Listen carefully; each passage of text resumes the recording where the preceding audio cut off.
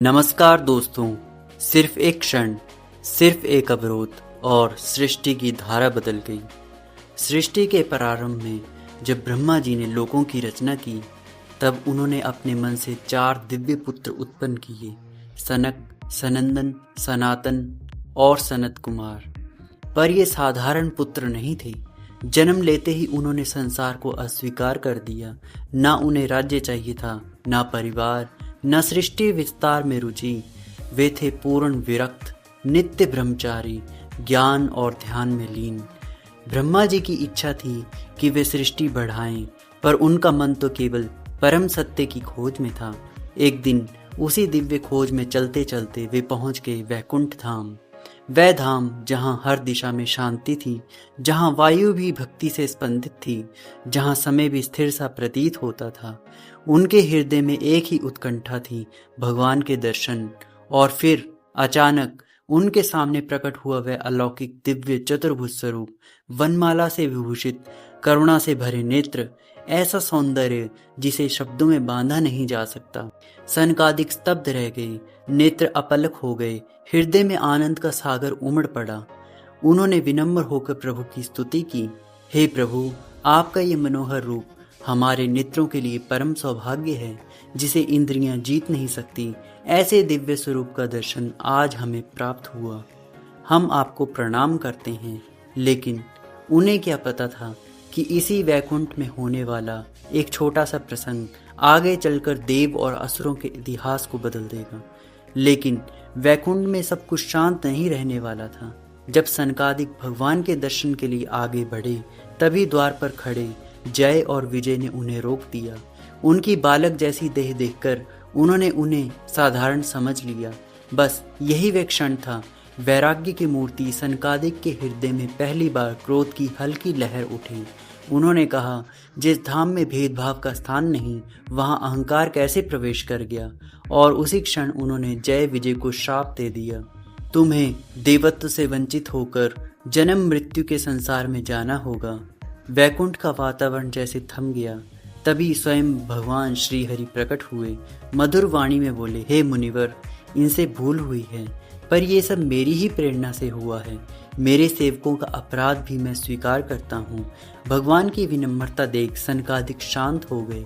उनका क्रोध शीतल पड़ गया।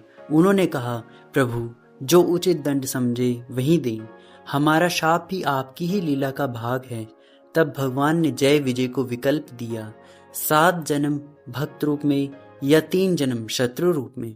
जय विजय ने चुना 3 जन्म, लेकिन शीघ्र वापसी के लिए। और फिर यही 2 द्वारपाल जन्मे। पहले जन्म में हिरण्याक्ष और हिरण्यकशिपु, दूसरे में रावण और कुंभकर्ण, और तीसरे में शिशुपाल और दंतवक्र।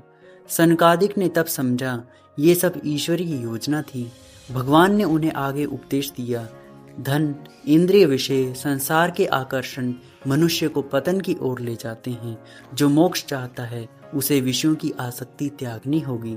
सच्चा कल्याण आत्मज्ञान और भक्ति में है। उनके वचन गूंजते रहे और चारों कुमार भगवान की महिमा गाते हुए वहां से लौट गए। लेकिन कहानी अभी समाप्त नहीं हुई, क्योंकि यह शाप ही आगे चलकर भगवान के महान अवतारों का कारण बनेगा। और इस प्रकार जो शाप प्रतीत हो रहा था, वह वास्तव में भगवान की ही लीला थी। सनकादिक ने भगवान से पूछा, हे प्रभु, इस संसार सागर को पार करने का सरल उपाय क्या है? मनुष्य किस मार्ग से सच्चा कल्याण प्राप्त कर सकता है? तब भगवान ने अत्यंत गंभीर करुण स्वर में उपदेश दिया, ये संसार दुखों का सागर है। इसे बल से नहीं, बुद्धि से नहीं, केवल मेरे चरणों का आश्रय लेकर ही पार किया जा सकता है। उन्होंने कहा, धन, विषय और इंद्रियों का आकर्षण मनुष्य को बार बार जन्म मरण में बांध देता है।